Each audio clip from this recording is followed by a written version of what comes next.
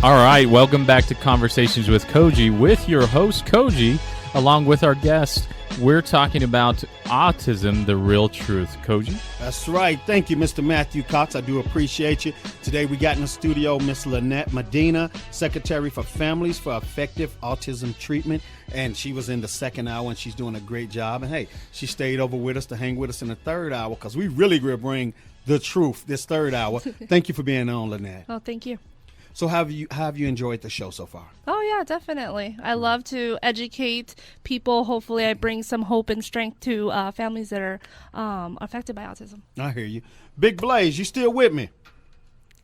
Oh, I'm always with you, man. I hear you. I hear you, brother. What you think about the first and the second hour, Big Blaze? I like how you guys are bringing the details, man, bringing the education and information out there for everybody to use and be able to effectively understand everything in a positive sense rather than a negative sense. So definitely, man, keep up the good work. You're changing a lot of lives. Oh, thank you, man. I do appreciate you. And like I said, hey, y'all my regulators, man. Y'all definitely got my back. And the good thing about it, I always say about my team, y'all might got my back, but y'all also are very clever and very smart at the topics that we're talking about where y'all can come up front and y'all can handle it. You know what I'm saying? Mr. Matthew Cox, Matt, what do you think about today's show and why is it a need to keep these kind of shows going to let the autism community and the families and everybody know, man, we do got love for you and we want the best for you? Well, I think it goes back to what you just said. We're going to bring it in, and topics like this is in our city. That's right. It's in your backyard, like you always say. Every day. And you know, being out there as a provider and going into all the homes, I probably go into every week over 30 homes a week. That's right. Or more, and from autism to oppositional defiant, and you guys were having a conversation prior. It doesn't matter if your kid has autism or they're just defiant. Right. You're all going to have a challenge out there, so I think it's living for the city. I love topics like this. Definitely. And bringing good information. And thank you. And I appreciate you, for coming in and co-hosting with me. We got Mr. Bruce Mumpson. He'll be coming in a minute. Cool. He's definitely our clinical that'll be on the show. That's our third partner. Yeah. And he don't hold back. He don't hold back at all. You know, he's like us. He's a straight Three shooter. Stooges, man. That's right. He's a straight shooter. And we're going to make sure that y'all have the information. But what I want to do, I want to go to the phones right now. And we got Kitty on the line. Kitty, how you doing today? I'm fine, thank you. Have you been enjoying the show? Well, I've been driving, so I couldn't call in. But like I said, I listen to you every chance I get. Thank you. Oh. Thank you. And I do appreciate you. What you think about today's show? Well, what little bit I've heard, it's very encouraging. I'm the woman whose son just found me after 50 years. Yes, ma'am. That's you. You know what? I told everybody that, but I wanted to be sure, and I want to thank you for calling. And you've been MIA on me now. You've been missing. You know I love your call-ins. Yeah, I understand that. And like I kind of was raised with a slightly disoriented father. Yes, He ma'am. took me away from my mom when I was a baby. Yes, ma'am. And being here, I was kidnapped here and brought here when I was 17. So I stayed because where else can you live without snow? Yes, ma'am. You know that's right. You know that's right. I But the only thing, you're living in hell. It's hot. But guess what? I was born in August at 116 degrees in the middle of Nebraska. Oh, you can handle it then, right? It's nothing, right? Yeah, but being raised in Oregon with all that rain, I can't handle that. Yes, ma'am. You're definitely right. So how have you been, and what would you like to say about the topic today? Autism, the real truth. That's the topic How today. close off is it from bipolar? Matthew? Well, you know, it wouldn't be that close to it because bipolar is more of a personality disorder that would be on your. And again, I'm not clinical, but I deal with it all day. It's it would be. Go ahead. I got my daughter is bipolar. Okay. And my landlord that is constantly calling me every dirty name in the book. Okay. Which when I met him, he was the nicest man. But right now, my dad too. I've tried to tell people about how mean he was, and then when I got kidnapped, he didn't bother looking for me. Oh wow. Yeah. So, but I'm finding out a lot about my past, so it's all right. But my son was knock-kneed and pigeon-toed, and when I lost him, he was just turning 3, and all these years I've worried about how that affected his life. And he says he don't remember much about it other than walking down hall with those funny-looking Braces on his leg. braces on his feet. Yeah. But he's not going to be able to get over here because he can't pass a physical since he was in a motorcycle accident that broke 5 ribs and a collarbone. Wow. You know what? And that's why we want to have these shows. See, we stirring up conversation. And Kitty, you know what? I want you to stay on the phone. You don't even, if you can stay on with us the whole show, you more than welcome. I can't. Oh, I'm okay. at the doctor's office. Oh. I got it. I got my landlord. He's got problems with his feet, and we're here wrapping them up again. Oh, okay. He's on his feet all night long, you know. But anyway, I love this show, and I'll be listening. Thank you, Kitty. But I'll be taking notes. All right, But, thank you. You know, I can't talk while I'm driving. Okay, so. but hold on, Kenny. Hold on, Kitty. Okay. 1 second. Matt, give her your information because it sounds like something that you can help her with. I've talked to Matt before. Oh, okay. Oh, that's Yes, right, yeah, that's on the right. show. Yeah, Right. that's right. Yeah. Yeah, I remember. Okay. Yeah. But stay tuned because as you listen, we'll have Bruce re-answer that question clinically too. I will. Yeah. Okay. Okay. Oh, okay. We'll write that Thank question you, down. guys. You Okay. bet. You're Thank- doing a beautiful job, and I thank you. Thank you, Kitty. Much love to you and your family. You too. All right. Yes, ma'am. Thank you. Bye, Three Musketeers. Yes, ma'am. Bye-bye. We appreciate you. So, hey, for anybody, like I said, just joining in, we got Miss Lynette Medina, Secretary for Families for Effective Autism Treatment. She's in with us. And like I said, we definitely had a great second hour. I think we got a lot of information out there. But what I wanted to do in this hour was definitely ask the questions, you know, that some people think, but they scared to say, or some people say them and they don't get no answers at all. You know, so I want to ask you, Lynette, does autism run in family genes? No, it doesn't. They Can don't. you break that down for us? It's not hereditary from what they know so far. So, and there's no cure. Right now they're still researching, they're still trying to find out what causes autism. So there's no, they can't pinpoint it yet. Okay. And I'm going to re-ask you this question again. And for anybody, you know, just joining in, to the title of the show today, Autism, The Real Truth. And we definitely coming down to the real truth. We got Mr. Matthew Cox in. And Matt, thank you for coming in today. And You're welcome. answering a lot of questions. And I know for a fact how busy you are. I know for a fact how you truly love all your clients. And you go over and above. And it ain't about the money with you. It's about helping these children overcome, but giving the parents the right tools to move forward where they don't have to depend on you all the time. And how, I'm going to ask both of you guys that question. How important is it to teach these parents to be self-sufficient for these children with autism? Lynn? It's very important because, you know, you can't rely on someone else, you know. Right. And what if that person is not available, you know? You kind of got to learn as much as you can, take in as much as you can, and do as much as you can so you don't have to rely on someone else. Right. Matt? I like that too, because one of the things we teach in treatment is that you don't want to create a codependency. Because even though a provider comes in and teaches you the skill sets, you want to make sure that your job as a priority as you get in, teach the skill sets and slowly move out. Because you want to strengthen the family. Because like you said, Cogee, or you said, we're not always going to be there as a provider. But it's sitting in there and then getting a support group. I really encourage, you know, through the foundation, I always encourage parents that have children with autism or Down syndrome, find those groups that have other parents that are similar. Because it's cool to go do, I don't know if you do play dates with other autistic parents that have children that have autism. Do you guys do that? There is a meetup group. I think it's like meetup.com. You can look them up. It's called Spectrum Play dates. And they you just join their group. It's free. And they have play dates all the time. Yeah. Oh, okay. Yeah. And the reason I encourage this is because how much more relaxed as a parent while your kids are playing and they're doing their things that you don't feel embarrassed. You can talk and you can actually talk to the other parent. Maybe it's a new parent that's stressed out and doesn't quite know, and then your expertise can help them. And I know that's what your organization does too, right? Yes. I think it's also important you identify with somebody else. You're not the only one, you know, type of deal, you know. So, since my son has been diagnosed, most of my friends have kids with autism because they understand, you know, what I have to deal with. Like if I can't go to a birthday party or something, because I have therapy, therapy is, first priority, everything else has to be secondary.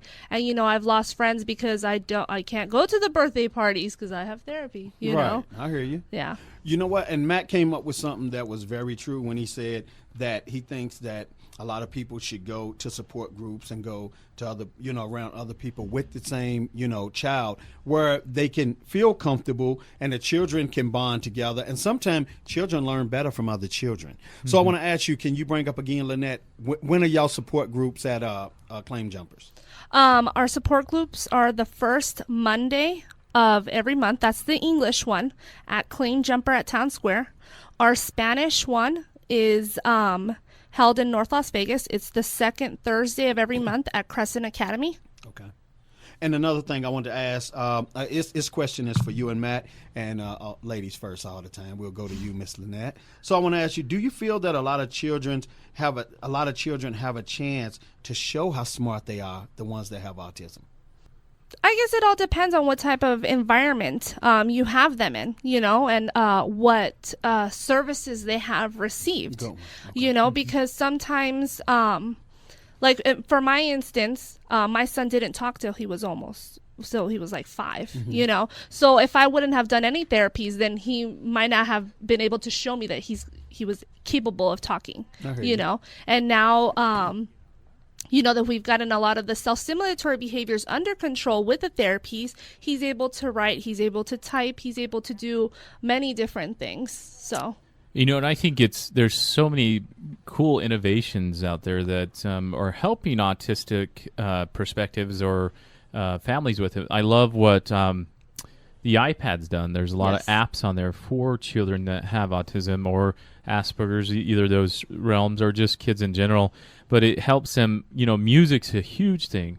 I know some kids are really drawn into the music or colors mm-hmm. or just anything that can stimulate their mind or their pattern, because it has a lot to do with sensory overload mm-hmm. or perception. So I think it just depends.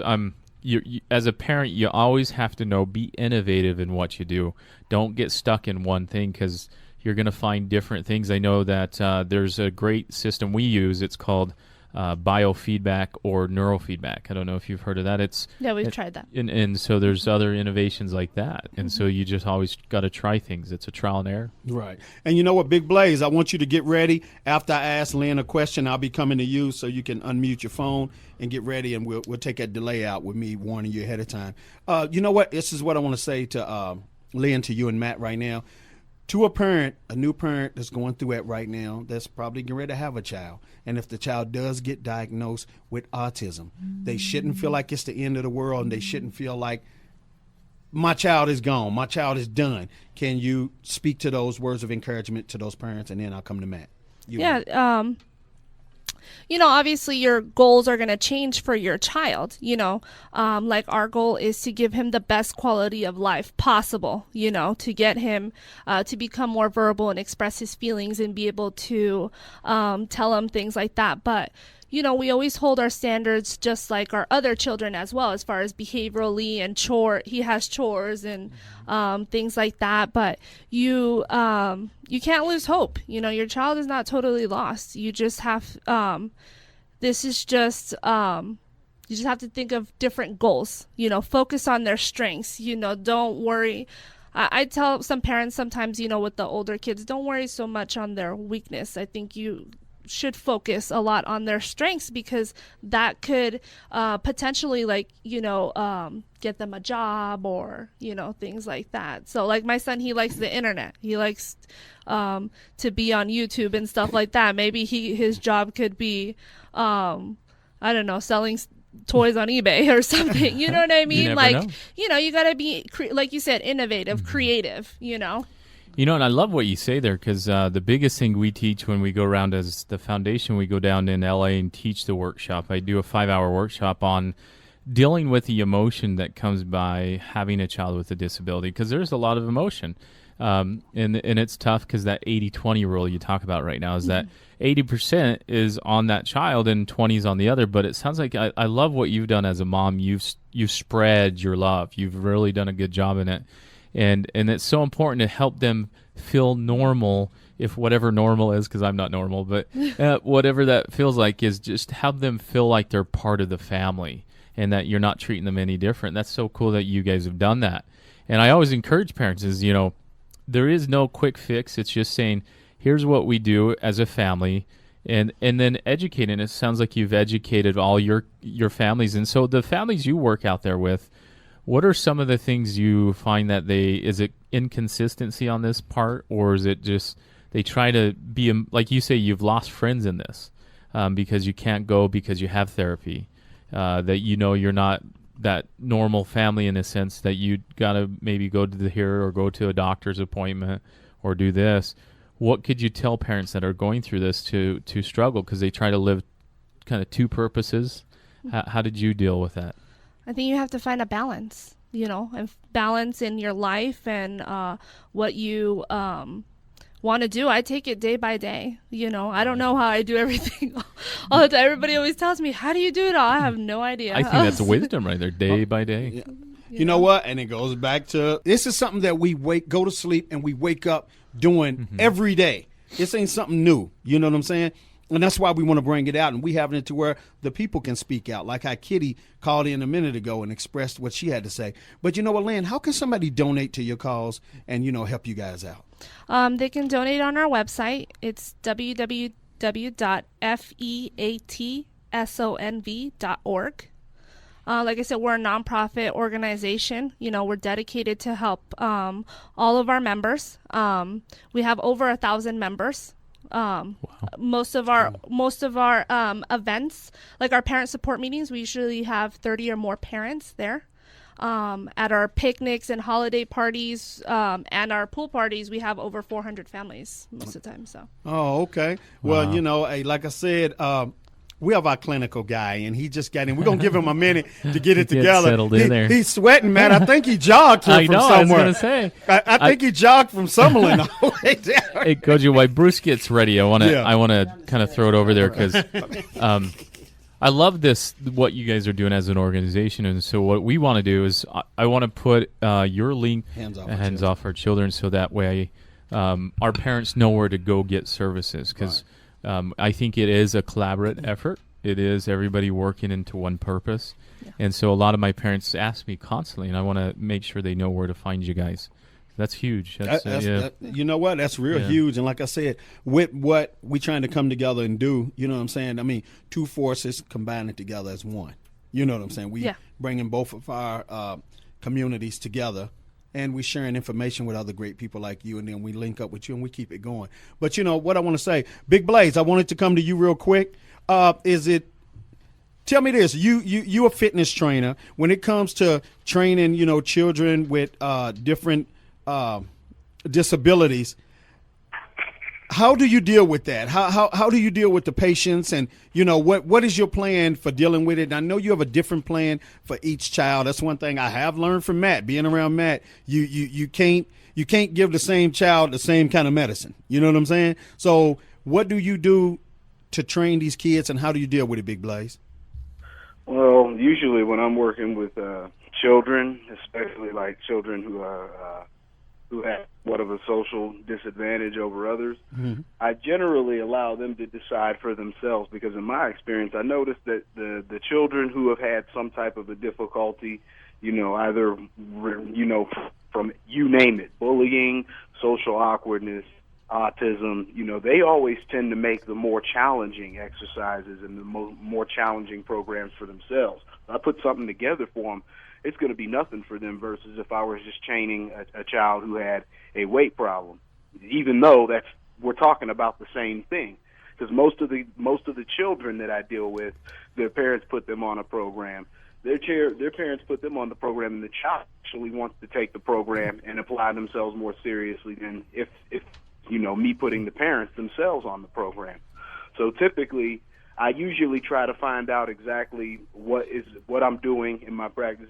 It's improving the kids' overall function. So one of the things I notice is if you train them, they're actually going to be able to have a better output and a better outtake on how they handle things socially, given the fact that you have that level of confidence and that level of satisfaction within them. You know, it really comes with them. I mean, once you build that, they can put together their own sense of awareness in terms of what they once were and where they are right now. Okay, I hear you. Hey, you know what? You definitely broke it down. But, you know, that's why I'm glad that in this last hour, this is my gumbo hour. This is where we bring everybody in. We put all the information in the pot, and we draw from it. Because it's all great information that everybody can use. And like I told you, in this hour, we're going to say some things that people only think about saying, or some people are saying it, but they're not being heard. And we want to be the voice of the unheard. And that's what, hey, goes back to our show. We are the voices for the unheard. And we got the other third half of us in here, you know, Mr. Bruce Mumpson. He'll be coming in right after this break. We're going to take a break for a minute. And when we come right back, we got Bruce in, and we want Bruce to definitely go on and drop his knowledge. And we're going to show you guys why we picked him to roll with us. And he's our clinical. We'll be right back. You're listening to Conversations with Cogee. Topic of today's show, Autism, the Real Truth. We'll be right back. When you get what you want, but not what you need.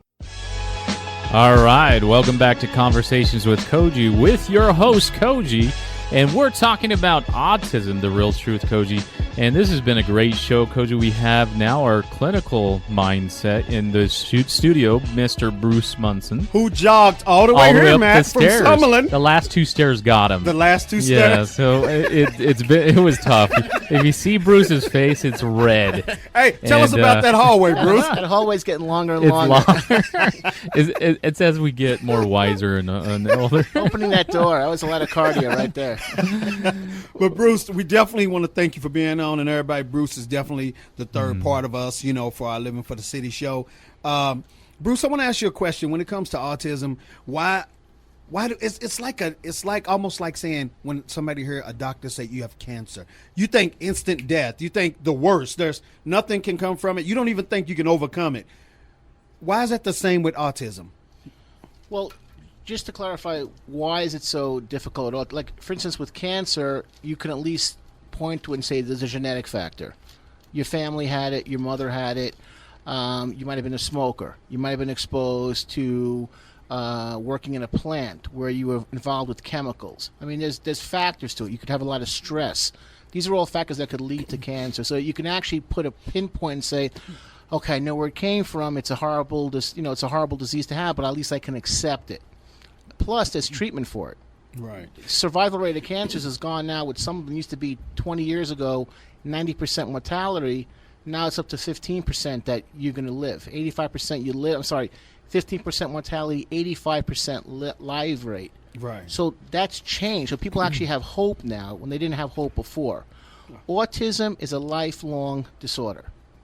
And for a parent, you know, with a 2-year-old being told by a team of professionals, your son, your daughter, by the way, it's more likely to happen to boys than girls. Bingo. But you have that. That's lifelong. That doesn't go away. There's no medications that's going to fix it. There's no hugs, kisses. I'm going to get him this. I'm going to get her that. It doesn't happen. Right. And you know what? Another thing I want to ask you, and this is more of a team of us with me, Lynn, and Matt. We were having a conversation over the break, and Matt brought something up that it's been different parents. Some parents feel like maybe it'd just be best. And I don't know how to say this, and I want all my listeners, I know this is going all over the world. We streaming worldwide. What's up to everybody in every city, every country. But I just want y'all to really hear how I say this. Some parents feel like maybe if something just happened to this child, it might be for the best. Because they kind of don't want to deal with it. Or they kind of just so fed up and beat down from dealing with it. Did I say it right, Lynn? Did I say it presentable? You get what I'm saying? Yeah, I understand what you're saying. Okay. What do you think about that, Bruce? What would you say to those parents that feel like maybe, you know? Well, I would say to any parent that got this diagnosis is that the earlier you start, the better it's going to be long term. Right. That's it. You want a great ball player, you start them off at 2-3 years old. That's right. You want a kid dealing with autism or Asperger's, you get them into the right programming early as possible. Right. The earlier you do that, the better you're going to see prognosis down the road. I hear you. And you know what? But what's your words of encouragement to those parents who feel like I'm at the end of my rope? I don't want to do nothing to the child. I'm not going to let nothing happen to the child. But if God makes something happen to the child, I'm okay with it. Well, looking at it from a religious perspective, to understand where God's coming from is a difficult thing to do. Right. You have it. It's your child. Your child is born. Hopefully, you love your child through Right. thick and thin. Yeah. It's like being in a marriage. I know that. God, my own marriage. For better or for worse, and mostly worse. But you have to, stick it out. You're there for. I have children, and you got to do the right thing. You got to step up. And it's the same thing with a child with a disability, particularly one as severe as autism or Asperger's, which is the lighter one of the two. You have to be there. And and here's the thing also, one day you're going to pass away. That's right. So what are you going to leave behind with your child? Is your child going to be That's functional? what we talked about. Yeah. Or is your child going to be a complete burden to society and to self? Right. Is your child going to have an ability to drive a car, work part-time, ability to manage money, not be taken advantage of emotionally, intimately? I hear you. Or, do you have a child that you can say, I'm passing away, but I have confidence my child can be functional on their own to the best of their ability? And I think that's what Lynn was talking about, is a lot of the parents are really worried about what's my child going to do when they get older. Yep. I know even with short bus kids like me with ADHD, even parents think, what are they going to do? They're going to lose all their jobs, not have things. There's that stress. It doesn't matter what perspective, if it's autism, Down syndrome, any type of intellectual disability, the parent is very stressed. What's going to happen if I pass away tomorrow? But hold on. But look, can I say this real quick? Not to cut in on you. I want you to finish. No. But that is the way every parent should feel, even if nothing is Bingo. wrong with the child. Yeah, that should be just a natural parent's feeling for their child. But it becomes hype, and maybe Right. Bruce, you can chime in on this clinically. Is that it's kind of like when you're blind, your senses get a little bit more, your smell, your hearing, and everything. And I think when a child or a parent is given a diagnosis such as autism, now your senses are a little bit more heightened. You're more aware of. Now you're looking at it. You're aware that, like you said, I realized that there was a lot of friends that have kids with autism around me, because you weren't aware of it before then, right? Mm-hmm. I would say three things you should do if you get this diagnosis. Three things, in no particular order, but you should do three things. One, find the best possible people to give you the information about your son or daughter's situation. And if that means going to 2, 3, 4 different specialists, do it. Number two, find a financial planner.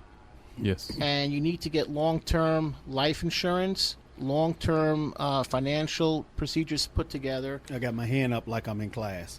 Go. Can I ask you a question? Sure. Okay. Not to cut you off, but I want to stop you right there. What insurance companies should you go with? Because with some insurance companies, if you already have something going on, they won't take you because you already a liability coming in.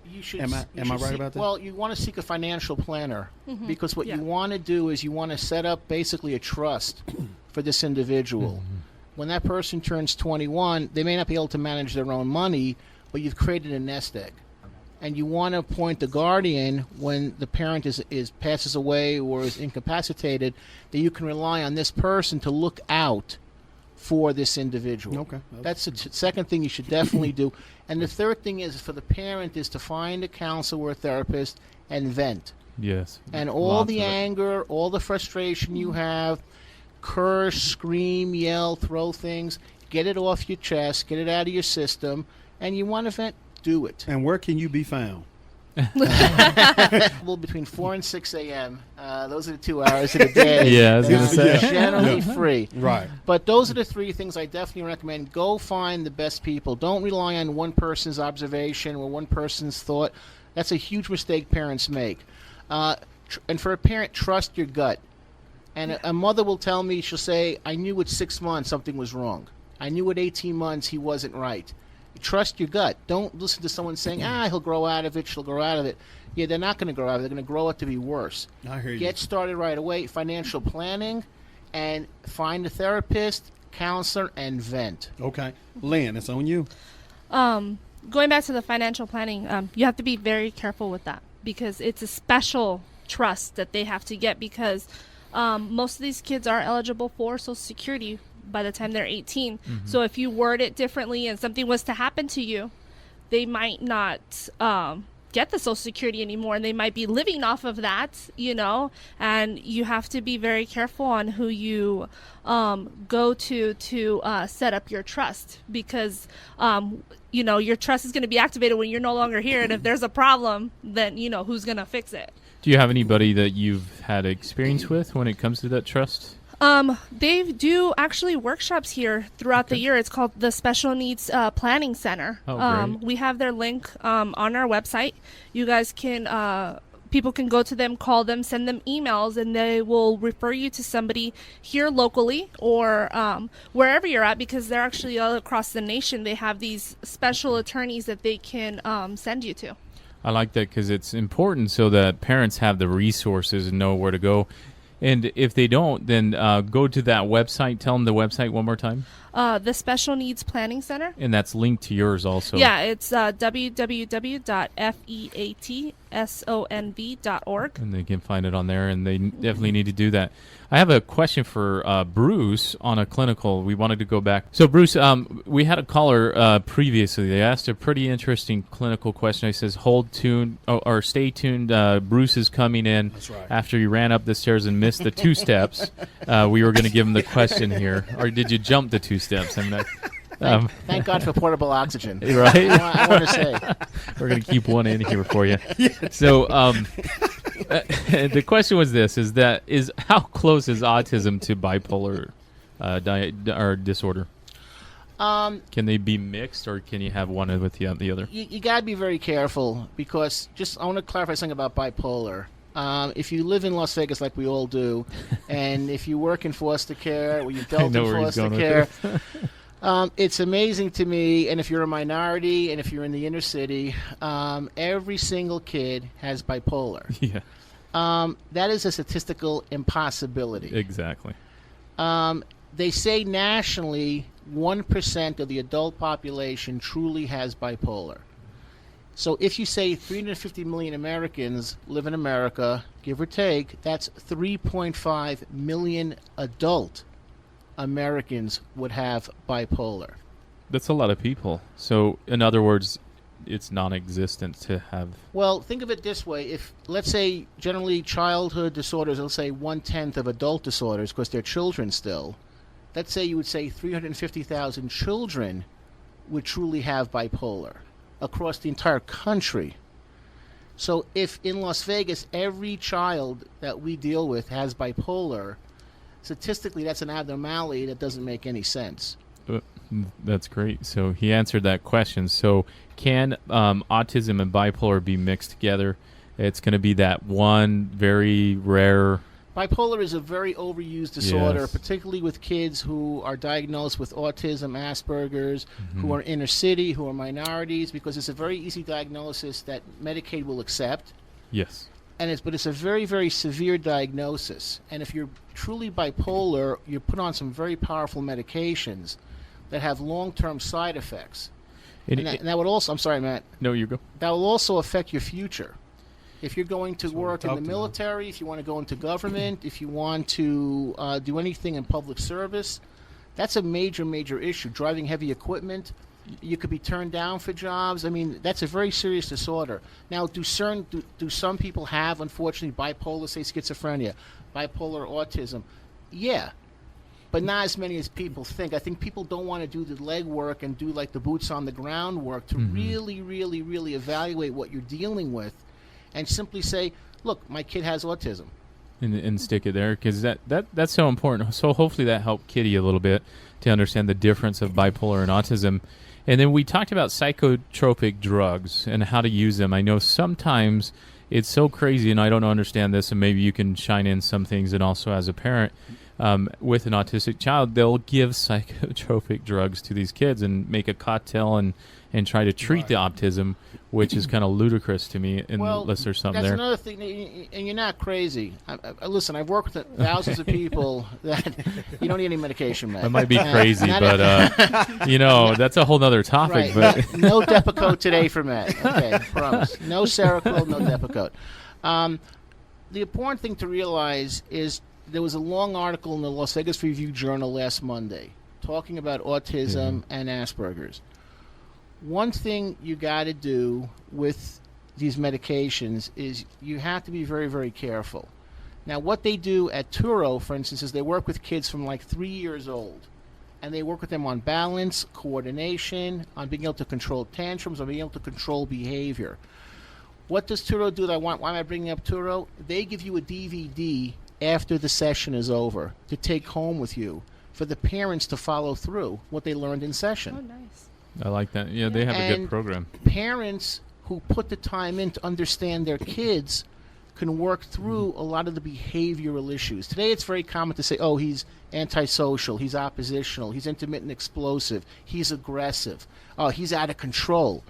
But we don't want to put the time in to really understand what really is the issue. If he can't communicate and he blows up and throws something, he's oppositional, he needs a mood stabilizer.